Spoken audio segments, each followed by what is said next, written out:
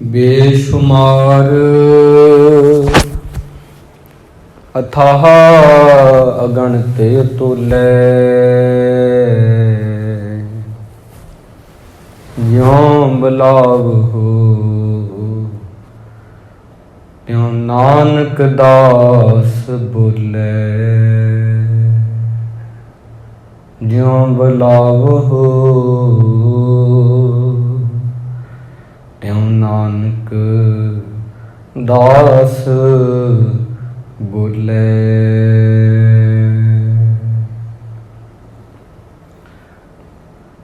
सम्मानयोग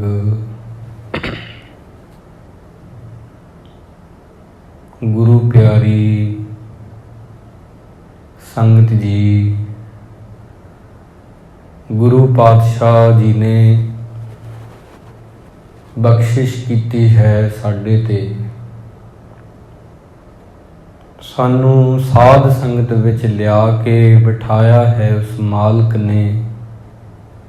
सो आओ आपां रोजाना दे वांग ही गुरु जी दा जस करिए। प्रथम सनिमर फतेह प्रवान करनी जी। वाहिगुरु जी का खालसा, वाहिगुरु जी की फतेह। अज दा जो पावन हुक्मनामा साहिब है संगत जी, ये शब्द गुरु रामदास जी उन्हां दी रसना तो गायन किया होया है, जो कि 735 अंग तो आरंभ हो के 736 अंग ते संपूर्ण हुंदा है। 736 अंग ते संपूर्ण हुंदा है अते राग सूही दा ये शब्द है। इस शब्द दे अंदर गुरु रामदास जी चौथे गुरु नानक कहिए तो कोई अत कथनी नहीं होगी। चौथे गुरु नानक जी कह दिए तो कोई अत कथनी नहीं होगी। गुरु साहब जी ने इस शब्द दे अंदर जिहड़ा विशा है वो है हौमै। हौं मैं कोई भी शब्द होवे जदों उहदे अर्थ करने होण तां जदों तोड़ के आपां पढ़दे हां उहदे विच ही उहदे अर्थ लुके हुंदे ने। कई बार जिवें प्रेम शब्द है उहनूं तोड़ के आपां जे पढ़ीए परे मैं, हुण तोड़ना होवे भी जिन्हें अपनी मैं परे कीती आ प्रेम, उहदे विच जिहड़ा परे मैं प्रेम बनदा है। अपनी मैं नूं अपने तो पासे करना ही असल प्रेम है। ते हौमै दे अर्थ ने हौमै जिहड़ी आ भी सिर्फ मैं ही मैं, सिर्फ मेरी ही मेरी, सिर्फ मैं ही मैं बहुत कुछ हाँ। जदों मैं ये मनदा हाँ उत्थों ही हौमै शुरू हुंदी आ, तां अगे बहुत चीज़ां करवा दिंदी आ बंदे तों। गुरु रामदास जी कहते ने ब्रह्मा विष्णु महादेव त्रै गुण रोगी विच हौमै कार कमाई। इंसान तां छड्डो देवतियां नूं भी ये हौमै ने नहीं बख्शिया। इस करके ये जिहड़ी हौमै आ उहने ब्रह्मा वर्गे देवते नूं, विष्णु वर्गे देवते नूं, शिव वर्गे देवतियां नूं भी ठग्गिया है। उन्हां ने भी कई कर्म हौमै दे विच आके कीते ने। इंसान जिहड़ा है उहदे विच तां हौमै है ही, देवतियां विच भी ये देखी गई आ। जिन कीए तिसे न चेते बपड़े हर गुरमुख सोझी पाई। ਜਿਹੜੇ वाहिगुरु ने उन्हां नूं बनाया सी देवतियां नूं, कई देवते अपना ही नाम जपाउण लग गए। उन्हां ने परमात्मा दा नाम जिहड़ा है दुनिया के लोगों तक असल पैगाम नहीं दिता। अपने आप नूं रब मन लिया, अपनी पूजा करवाई। ਇਹ ਹਉਮੈ ਕਰਕੇ ਹੀ ਹੋਇਆ। ਸੂਹੀ ਮਹੱਲਾ ਚੌਥਾ।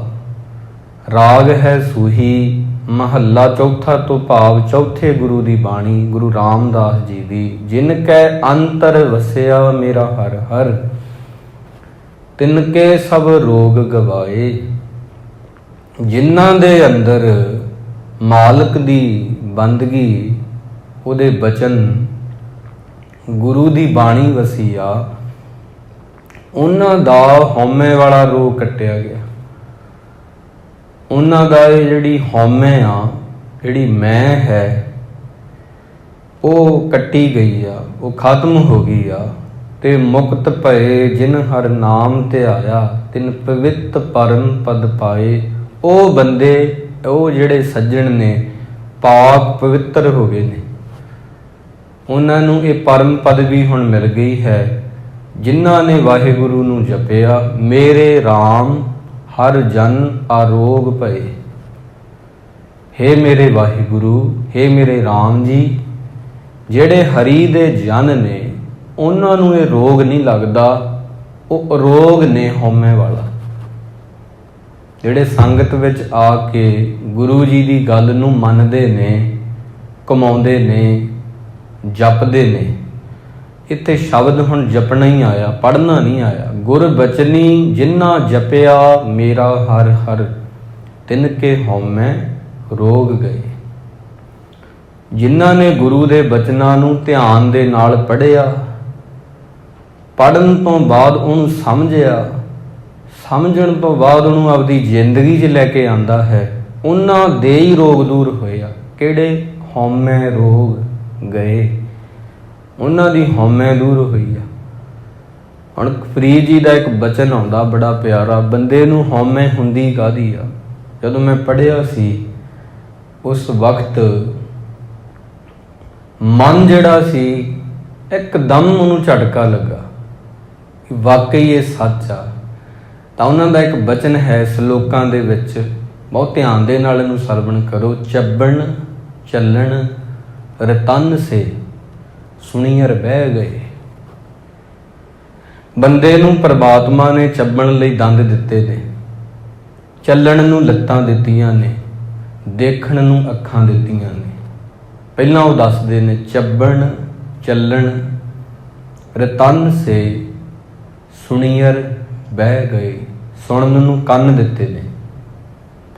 ਬੰਦੇ ਨੂੰ ਅਸਲ ਦੇ ਵਿੱਚ ਇਹਨਾਂ ਦਾ ਹੀ ਮਾਣ ਆ, ਇਹਨਾਂ ਦੀ ਹਉਮੈ ਆ। ਭਗਤ ਫਰੀਦ ਜੀ ਕਹਿੰਦੇ, ਧਿਆਨ ਨਾਲ ਸੁਣੋ ਫਿਰ ਤੋਂ, ਗੱਲਾਂ ਬਹੁਤ ਜ਼ਿਆਦਾ ਇਹ ਉੱਚੀਆਂ ਵੀ ਨੇ, ਡੂੰਘੀਆਂ ਵੀ ਨੇ, ਸੁੱਚੀਆਂ ਵੀ ਨੇ। ਚੱਬਣ ਚੱਲਣ ਰਤਨ ਸੇ ਸੁਣੀਅਰ ਬਹਿ ਗਏ।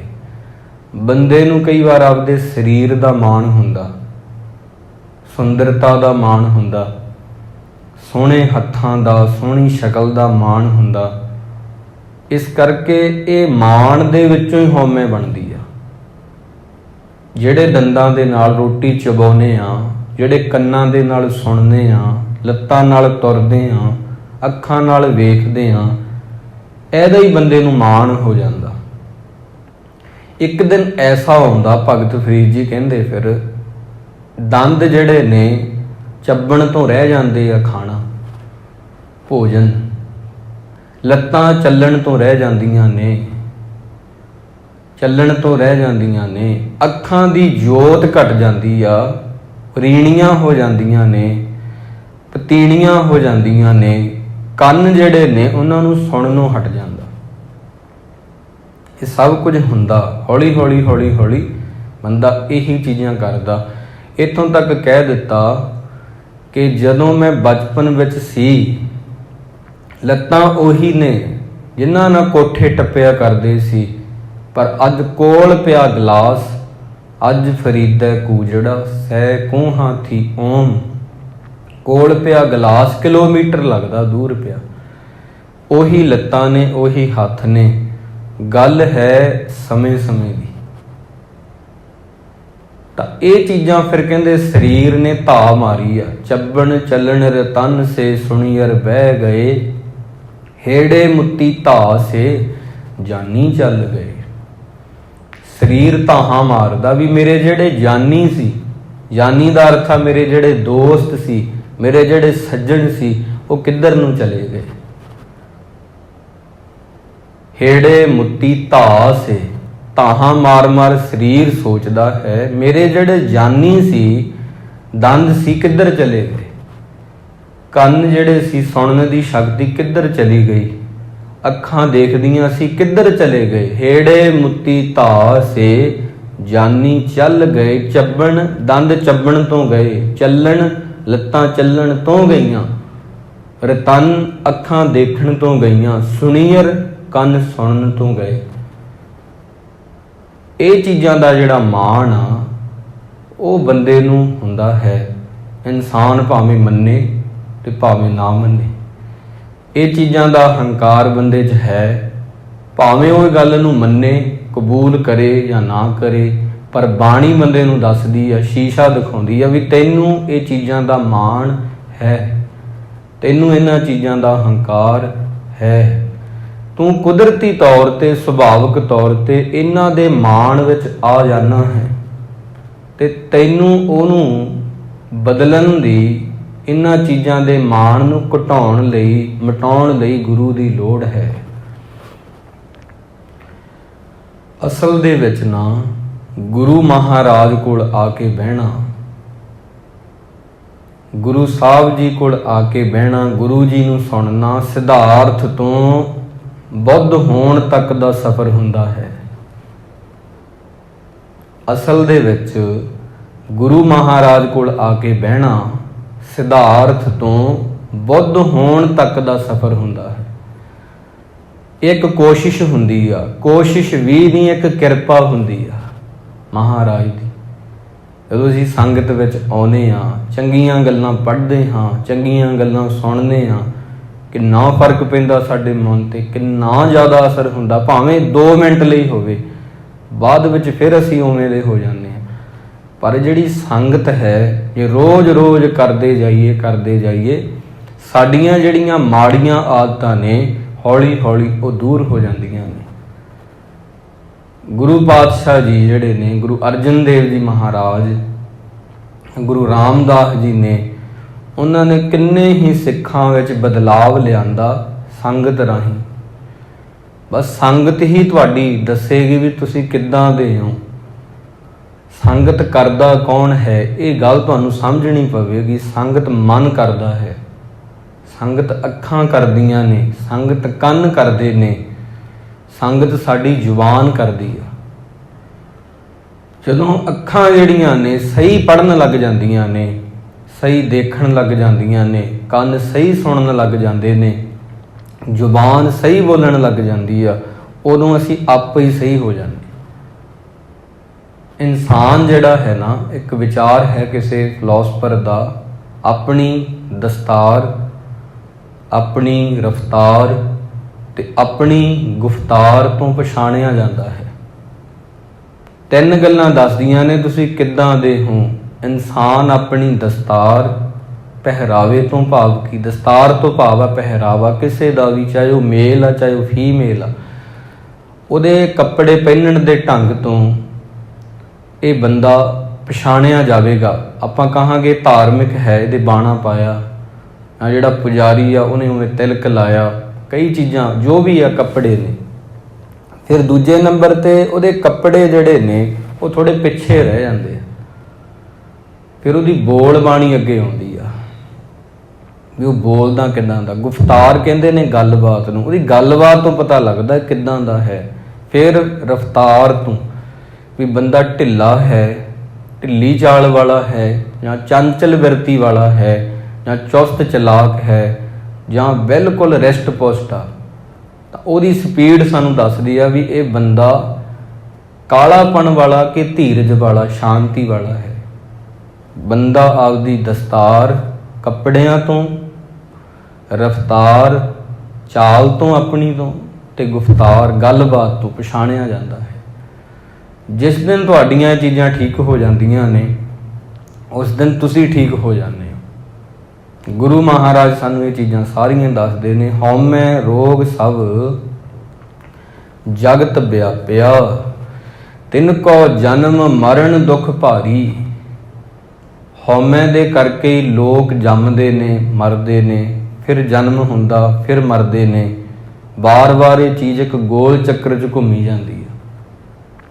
ਤੇ ਜਨਮ ਹੋਣ ਤੋਂ ਵੱਡਾ ਹੁਣ ਕੋਈ ਦੁੱਖ ਹੈ? ਬਿਲਕੁਲ ਵੀ ਨਹੀਂ। ਜਨਮ ਹੋ ਗਿਆ, ਭਾਈ ਗੁਰਦਾਸ ਜੀ ਕਹਿੰਦੇ ਲੋਕ ਭਾਵੇਂ ਲੱਡੂ ਵੰਡਦੇ ਨੇ, ਖੁਸ਼ੀਆਂ ਵੰਡਦੇ ਨੇ, ਪਰ ਉਹ ਕਹਿੰਦੇ ਮੇਰੇ ਪਰਸਪੈਕਟਿਵ ਦੇ ਅਨੁਸਾਰ ਇਹ ਜਵਾਕ ਰੋ ਰਿਹਾ ਰੱਬ ਤੋਂ ਵਿਛੜ ਕੇ, ਲੋਕ ਬਾਜੇ ਵਜਾ ਰਹੇ ਨੇ। ਰੋਵੈ ਰਤਨ ਗਵਾਏ ਕੈ। ਇਹਨੇ ਤਾਂ ਆਪਦਾ ਰਤਨ ਗਵਾ ਲਿਆ, ਇਹਨੇ ਤਾਂ ਪਰਮਾਤਮਾ ਨਾਲ ਸਾਂਝ ਪਾਈ, ਇੱਕ ਹੀਰਾ ਗਵਾ ਲਿਆ। ਇਹ ਰੋ ਰਿਹਾ, ਲੋਕ ਖੁਸ਼ੀਆਂ ਮਨਾ ਰਹੇ ਨੇ। ਹੱਸ ਹੱਸ ਗਾਵੇ ਸਭ ਪਰਿਵਾਰਾ। ਲੋਕ ਹੱਸਦੇ ਨੇ, ਵਧਾਈਆਂ ਦਿੰਦੇ ਨੇ, ਗੀਤ ਵੱਜਦੇ ਨੇ, ਆ ਕੇ ਜਿਹੜੇ ਮੰਗਤੇ ਨੇ ਨੱਚਦੇ ਨੇ। ਉਹ ਰੋਵੇ ਦੁੱਖ ਆਪਣਾ। ਨਿਆਣਾ ਜਿਹੜਾ ਬੱਚਾ ਆਪਦਾ ਦੁੱਖ ਰੋਂਦਾ, ਲੋਕ ਆਪਣੀਆਂ ਖੁਸ਼ੀਆਂ ਮਨਾਉਂਦੇ ਨੇ। ਇਹ ਬੱਚੇ ਦਾ ਜਨਮ ਨਹੀਂ, ਦੁੱਖ ਦਾ ਜਨਮ ਹੋਇਆ। ਇੱਥੋਂ ਤੱਕ ਬਾਣੀ ਇੰਨਾ ਕਰੜਾ ਵਚਨ ਕਹਿੰਦੀ ਆ, ਤਾਂ ਬੰਦਾ ਸੁਣ ਨਹੀਂ ਸਕਦਾ। ਬੰਦੇ ਨੂੰ ਲੱਗੂ ਇਹ ਕੀ ਕਹਿਤਾ। ਕਿਸੇ ਬੱਚੇ ਦਾ ਪੈਦਾ ਹੋਣਾ ਦੁੱਖ ਦਾ ਹੀ ਪੈਦਾ ਹੋਣਾ। ਹੁਣ ਉਹਨੇ ਵੱਡਾ ਹੋਣਾ, ਉਹਦੇ ਸੁਪਨੇ ਵੀ ਟੁੱਟਣੇ ਆ। ਉਹਦੇ ਹਰ ਸੁਪਨੇ ਬੰਦੇ ਦੇ ਪੂਰੇ ਹੀ ਨਹੀਂ ਹੁੰਦੇ ਕਦੇ। ਉਹਦੀਆਂ ਆਸਾਂ ਤੇ ਹਰ ਕੋਈ ਖਰਾ ਹੀ ਨਹੀਂ ਉਤਰਦਾ। ਹੁਣ ਰੋਗ ਵੀ ਲੱਗਣੇ ਆ। ਤੇ ਜਦੋਂ ਚੱਬਣ ਚੱਲਣ ਰਤਨ ਸੇ, ਜਦੋਂ ਲੱਤਾਂ ਚੱਲਣੋਂ ਰਹਿ ਗਈਆਂ, ਦੰਦ ਚੱਬਣ ਤੋਂ ਰਹਿ ਗਏ, ਜਦੋਂ ਅੱਖਾਂ ਦੀ ਜੋਤ ਘਟ ਗਈ, ਜਦੋਂ ਕੰਨ ਰੀਣੇ ਹੋ ਗਏ, ਬੰਦਾ ਰੋਊਗਾ। ਉਦੋਂ ਸਰੀਰ ਧਾਹਾਂ ਮਾਰੂਗਾ, ਇਹ ਮੇਰੇ ਜਾਨੀ, ਇਹ ਮੇਰੇ ਦੰਦ ਕਿੱਧਰ ਚਲੇ ਗਏ, ਇਹ ਮੇਰੇ ਕੰਨ ਕਿੱਧਰ ਚਲੇ ਗਏ। ਸੁਣਨ ਦੀ ਪਾਵਰ ਭਾਵ ਘਟ ਗਈ ਇਹਨਾਂ ਦੀ। ਇਹ ਮੇਰੇ ਦੋਸਤ ਮਿੱਤਰ ਜਾਨੀ ਚੱਲ ਗਏ। ਸਰੀਰ ਧਾਹਾਂ ਮਾਰ ਮਾਰ ਰੋਂਦਾ ਹੈ ਵੀ ਕਿੱਧਰ ਗਏ ਮੇਰੇ ਸਾਥੀ। ਇਸ ਕਰਕੇ ਬੱਚੇ ਦਾ ਜਿਹੜਾ ਜਨਮ ਹੋਣਾ ਹੈ, ਭਾਈ ਸਾਹਿਬ ਭਾਈ ਗੁਰਦਾਸ ਜੀ ਕਹਿੰਦੇ ਦੁੱਖ ਦਾ ਜਨਮ ਹੋਣਾ। ਅਸਲ ਦੇ ਵਿੱਚ ਇਹਨੂੰ ਦੁੱਖ ਨੂੰ ਮਿਟਾਉਣ ਲਈ ਹੀ ਬੰਦਗੀ ਬਣੀ ਆ ਵੀ ਵਾਰ-ਵਾਰ ਜਨਮ ਨਾ ਹੋਵੇ। ਜਿਹਦਾ ਜਨਮ ਨਹੀਂ ਉਹਦਾ ਮਰਨ ਨਹੀਂ ਹੋਵੇਗਾ। ਜਨਮ ਨਹੀਂ ਤਾਂ ਇਹ ਦੁੱਖ ਨਹੀਂ ਹੋਣਗੇ। ਆਪਾਂ ਕਹਿੰਦੇ ਉਹ ਬੰਦਾ ਮੇਰੀ ਆਸ ਤੇ ਖਰਾ ਨਹੀਂ ਉਤਰਿਆ, ਮੈਨੂੰ ਉਹਨੇ ਬੜਾ ਦੁੱਖ ਦਿੱਤਾ। ਜਨਮ ਸੀ ਤਾਂ ਦੁੱਖ ਦਿੱਤਾ।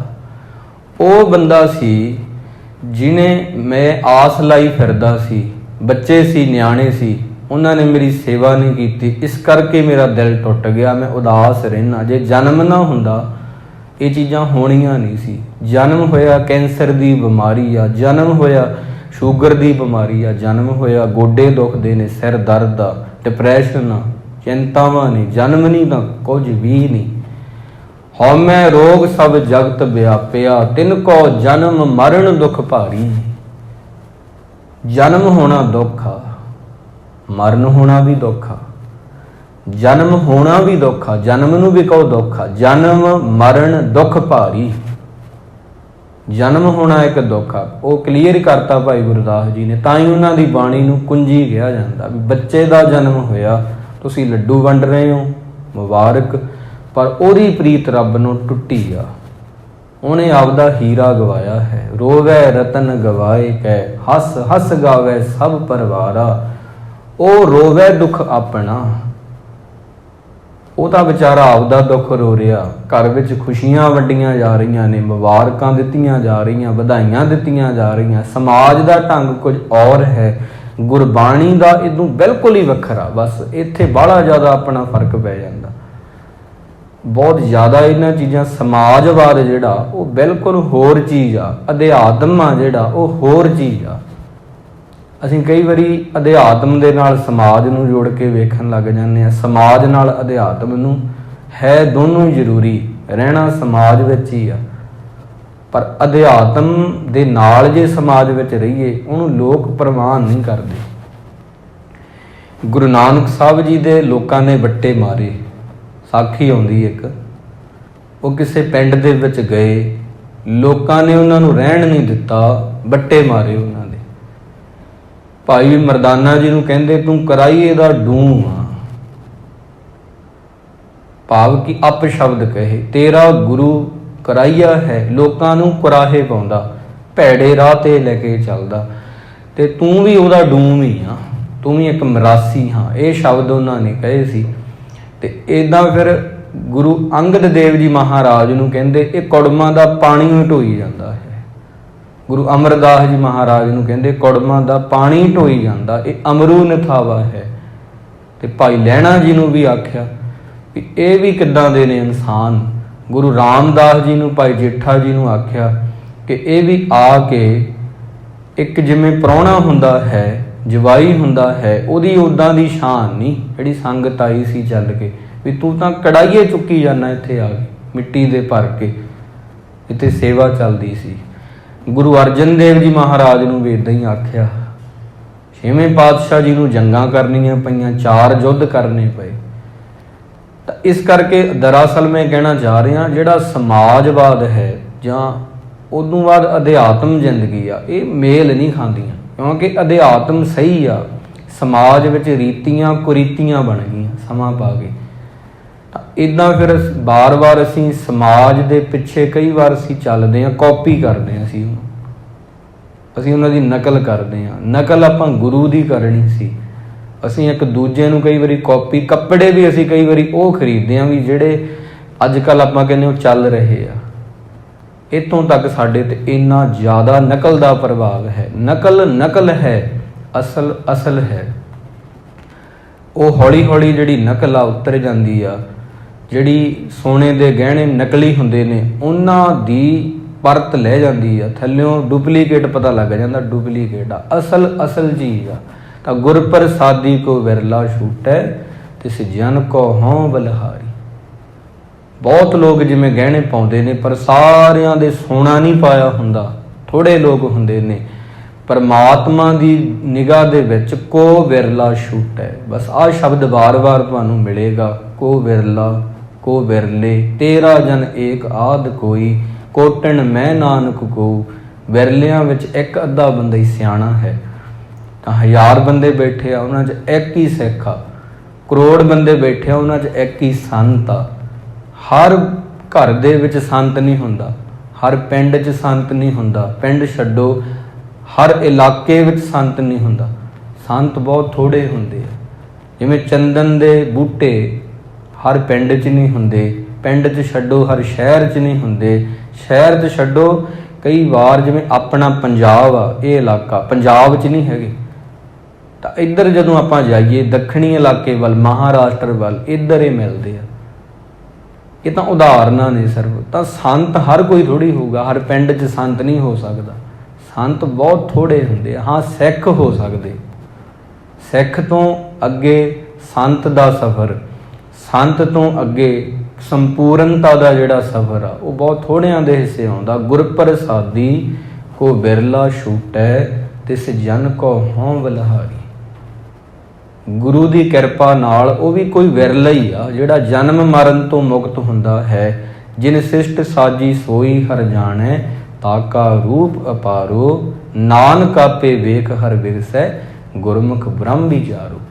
ਅਖੀਰਲੀ ਪੰਕਤੀ ਵਿੱਚ ਕਹਿੰਦੇ ਨੇ ਪਰਮਾਤਮਾ ਜਿਹਨੇ ਸ੍ਰਿਸ਼ਟ ਸਾਜੀ ਆ, ਜਿਹਨੇ ਸਾਡਾ ਬਦਨ ਬਣਾਇਆ, ਉਹ ਸਾਨੂੰ ਦੇਖ ਰਿਹਾ, ਉਹ ਸਾਨੂੰ ਜਾਣਦਾ ਹੈ। ਉਹਦਾ ਰੂਪ ਵੀ ਬਹੁਤ ਸੋਹਣਾ ਹੈ, ਆਪ ਵੇਖ ਕੇ ਖਿੜਦਾ ਹੈ। ਬ੍ਰਹਮ ਦੀ ਇਹ ਵਿਚਾਰ ਆ ਕਿ ਪਰਮਾਤਮਾ ਦੇਖ ਰਿਹਾ। ਇਹੀ ਬ੍ਰਹਮ ਵਿਚਾਰ ਆ ਕਿ ਉਹ ਦੇਖ ਰਿਹਾ, ਕੁਝ ਵੀ ਕਰ ਰਿਹਾ ਉਹ ਦੇਖ ਰਿਹਾ। ਬਸ ਇਹ ਚੀਜ਼ ਨੂੰ ਜੇ ਤੂੰ ਸਿੱਖਾ ਯਾਦ ਰੱਖੇਗਾ ਕਿ ਰਿਸ਼ਵਤ ਲੈਣ ਲੱਗਾ ਕੋਈ, ਯਾਦ ਕਰ ਲਿਆ ਵੀ ਦੇਖ ਰਿਹਾ, ਉਹ ਕਿਵੇਂ ਲਊਗਾ? ਲੈ ਨਹੀਂ ਸਕਦਾ। ਬ੍ਰਹਮ ਦੀ ਵਿਚਾਰ ਕੀ ਆ? ਨਾਨਕ ਆਪੇ ਵੇਖ ਹਰ ਵਿਗਸੈ, ਉਹ ਦੇਖ ਰਿਹਾ। ਮੈਂ ਕੁਝ ਗਲਤ ਕਰਨ ਲੱਗਾ, ਉਹ ਦੇਖ ਰਿਹਾ, ਮੈਂ ਹਟ ਗਿਆ। ਇਹ ਬ੍ਰਹਮ ਦੀ ਵਿਚਾਰ।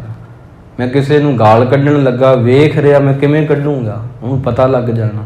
ਇਹ ਇੱਕ ਇੱਕ ਚੀਜ਼ ਤੁਹਾਡੇ ਇੱਕ ਇੱਕ ਇੰਦਰੇ 'ਤੇ ਕੰਮ ਕਰਦੀ ਆ ਅਤੇ ਤੁਸੀਂ ਉਹਨੂੰ ਬਦਲਣੇ ਸ਼ੁਰੂ ਹੁੰਦੇ ਹੋ ਜਦੋਂ ਗੁਰੂ ਦੀ ਸੰਗਤ ਵਿੱਚ ਆਉਂਦੇ ਹੋ। ਤਾਂ ਗੁਰੂ ਪਿਆਰਿਓ, ਚੱਬਣ ਚੱਲਣ ਰਤਨ ਸੇ ਸੁਣੀਅਰ ਬਹਿ ਗਏ। ਦੰਦ ਚੱਬਣ ਤੋਂ ਗਏ, ਹੁਣ ਠੀਕ ਤਰ੍ਹਾਂ ਨਹੀਂ ਚੱਬਦੇ, ਕੰਮ ਨਹੀਂ ਕਰਦੇ। ਚੱਲਣ, ਲੱਤਾਂ ਚੱਲਣ ਤੋਂ ਗਈਆਂ। ਰਤਨ ਅੱਖਾਂ, ਅੱਖਾਂ ਦੇਖਣ ਤੋਂ ਨਿਗਾਹ ਘਟ ਗਈਆਂ, ਜਾ ਰਹੀਆਂ ਨੇ। सुनी अर बह गए। ਕੰਨ ਵੀ ਗਏ, ਖਤਮ ਹੋ ਰਹੇ ਆ। ਚੱਬਣ ਚੱਲਣ ਰਤਨ ਸੇ ਸੁਣੀ ਅਰ ਬਹਿ ਗਏ। ਹੇੜੇ ਮੁੱਤੀ ਧਾ ਸੇ ਜਾਨੀ ਚੱਲ ਗਏ। ਸਰੀਰ ਧਾਹਾਂ ਮਾਰ ਮਾਰ ਕਹਿੰਦਾ ਮੇਰੇ ਸਾਥੀ ਕਿੱਧਰ ਨੂੰ ਜਾ ਰਹੇ ਆ। ਇੰਨੀ ਸੋਹਣੀ ਬਾਣੀ ਆ, ਇੰਨੇ ਸੋਹਣੇ ਅਰਥ ਆ ਇਹਦੇ ਕਿ ਸਰੀਰ ਨੇ ਧਾ ਮਾਰੀ, ਕਹਿੰਦਾ ਕਿੱਧਰ ਨੂੰ ਜਾ ਰਹੇ ਆ। ਸਰੀਰ ਨੇ ਪਤਾ ਕਿਉਂ ਧਾ ਮਾਰੀ ਆ? ਅਸਲ ਜਿਹੜੇ ਇਹਦਾ ਨਿਚੋੜ, ਕਿਉਂਕਿ ਤੁਹਾਡੇ ਕਰਕੇ ਮੇਰਾ ਹੰਕਾਰ ਸੀ। ਸਰੀਰ ਐਵੇਂ ਥੋੜੀ ਧਾ ਮਾਰਦਾ, ਵਿਜੋਗ ਦੀ ਧਾ ਮਾਰਦਾ। ਵੀ ਅੱਖਾਂ ਸੀ ਤੇ ਮਾਣ ਸੀ, ਲੱਤਾਂ ਠੀਕ ਚੱਲਦੀਆਂ ਸੀ ਤੇ ਮਾਣ ਸੀ। ਹੁਣ ਖੁੰਡੀ ਫੜ ਲਈ, ਮਾਣ ਕਿਵੇਂ ਰਹੂਗਾ? ਕੰਨ ਠੀਕ ਸੀ, ਹੁਣ ਗੱਲ ਨਹੀਂ ਸੁਣਦੀ ਕਿਸੇ ਦੀ, ਮਾਣ ਸੀ, ਉਹ ਵੀ ਹੰਕਾਰ ਸੀ। ਤਾਂ ਭਗਤ ਫਰੀਦ ਜੀ ਕਹਿੰਦੇ ਦੰਦ ਹੌਲੀ ਹੌਲੀ ਹੌਲੀ ਹੌਲੀ ਭੁਰਦੇ ਭੁਰਦੇ ਭੁਰ ਗਏ। ਤੂੰ ਕਦੇ ਨਹੀਂ ਕਿਹਾ ਤੂੰ ਦਾਤਾ ਦਾਤਾਰ, ਤੇਰਾ ਦਿੱਤਾ ਖਾਵਣਾ। ਤੂੰ ਕਦੇ ਵੀ ਨਹੀਂ ਕਿਹਾ ਇਹ ਗੱਲ, ਦਿਲ ਤੋਂ ਨਹੀਂ ਕਹੀ। ਕਹੀ ਆ, ਉੱਪਰੋਂ ਕਹੀ ਆ, ਦਿਲ ਤੋਂ ਤੂੰ ਕਹੀ ਕਦੇ? ਦੰਦ ਤੇਰੇ ਭੁਰ ਗਏ ਰੋਟੀ ਖਾ ਕੇ ਉਹਦੀ, ਤੂੰ ਕਦੇ ਨਹੀਂ ਕਿਹਾ। ਲੱਤਾਂ ਤੇਰੀਆਂ ਤੁਰ ਕੇ ਦੁਨੀਆ ਦੇ ਕਈ ਥਾਂ ਸਫ਼ਰ ਕਰ ਆਈਆਂ, ਤੂੰ ਕਦੇ ਕਿਹਾ ਇਹ ਤੇਰੀਆਂ ਹੀ ਨੇ, ਇਹ ਤੇਰੀਆਂ ਬਖਸ਼ੀਆਂ ਸੀ। ਇਹਨਾਂ ਨੇ ਮੈਨੂੰ ਇੰਨੀ ਜਗ੍ਹਾ ਘੁਮਾਤੀ, ਧਰਤੀ ਦੇ ਕਿੰਨੇ ਟੁਕੜੇ ਦਿਖਾ ਦੇ, ਕਿੰਨੇ ਸ਼ਹਿਰ ਦਿਖਾ ਦੇ, ਇਹ ਤੇਰੀਆਂ ਸੀ। ਕਦੇ ਕਿਹਾ ਨਹੀਂ। ਕੰਨਾਂ ਦੇ ਨਾਲ ਮੈਨੂੰ ਕੁਝ ਸੁਣਦਾ, ਕਿਸੇ ਦਾ ਸੁਨੇਹਾ ਸਹੀ ਮਿਲਦਾ ਤੇ ਮੈਂ ਦੁੱਖ ਸੁੱਖ ਅਗਲੇ ਨਾਲ ਸਾਂਝਾ ਕਰਦਾ, ਇਹ ਤੂੰ ਮੈਨੂੰ ਦਿੱਤੇ। ਕਈਆਂ ਨੂੰ ਸੁਣਦਾ ਹੀ ਨਹੀਂ, ਕਦੇ ਕਿਹਾ ਨਹੀਂ ਕਿਹਾ। ਬਸ ਸ਼ੁਕਰ ਹੀ ਬੰਦਗੀ ਆ। ਜਿਸ ਦਿਨ ਤੁਸੀਂ ਸ਼ੁਕਰ ਕਰਨਾ ਸ਼ੁਰੂ ਕਰ ਦਿੰਦੇ ਹੋ, ਉਸ ਦਿਨ ਤੁਸੀਂ ਬੰਦਗੀ ਕਰਦੇ ਹੋ, ਬੰਦਗੀ ਕਰ ਰਹੇ ਹੁੰਦੇ ਹੋ। ਆਪਣੇ ਗੁਰੂ ਕੋਲ ਆ ਕੇ ਬਹਿਣਾ ਸਿਧਾਰਥ ਤੋਂ ਬੁੱਧ ਬਣਨ ਦੀ ਇੱਕ ਕੋਸ਼ਿਸ਼ ਹੁੰਦੀ ਹੈ। ਗੁਰੂ ਗ੍ਰੰਥ ਸਾਹਿਬ ਜੀ ਕੋਲ ਆ ਕੇ ਬਹਿਣਾ ਸਿਧਾਰਥ ਤੋਂ। ਸਿਧਾਰਥ ਇੱਕ ਰਾਜਾ ਸੀ ਜਿਹੜਾ ਬਾਅਦ ਵਿੱਚ ਮਹਾਤਮਾ ਬੁੱਧ ਬਣਿਆ ਸੀ। ਉਹਨੇ ਸਭ ਕੁਝ ਮਾਇਆ ਕੋਲ ਸੀ, ਛੱਡਤੀ ਸੀ। ਤਾਂ ਆਪਣੇ ਗੁਰੂ ਕੋਲ ਆ ਕੇ ਬਹਿਣਾ ਸਿਧਾਰਥ ਤੋਂ ਬੁੱਧ ਹੋਣ ਤੱਕ ਦਾ ਸਫ਼ਰ ਹੁੰਦਾ। ਆਖੇ ਕੀਤੇ ਕੀਤੇ ਬੁੱਧ। ਜਿੰਨੇ ਵੀ ਬੁੱਧ ਨੇ ਉਹ ਰੱਬ ਦੇ ਸਾਜੇ ਨੇ।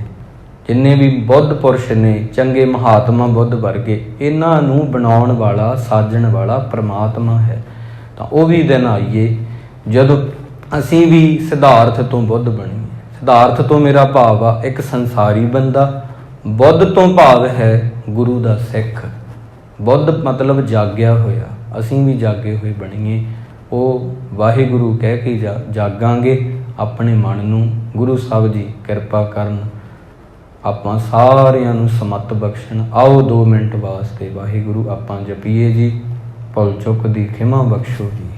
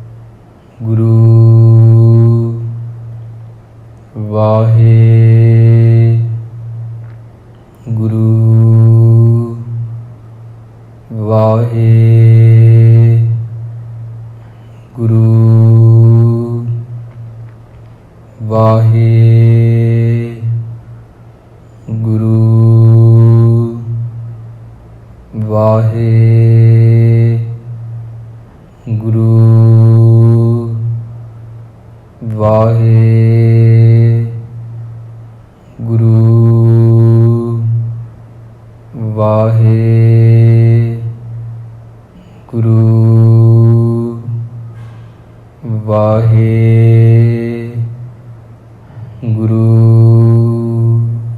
ਵਾਹਿਗੁਰੂ ਜੀ ਕਾ ਖਾਲਸਾ ਵਾਹਿਗੁਰੂ ਜੀ ਕੀ ਫਤਿਹ। ਤੂੰ ਠਾਕੁਰ ਤੁਮ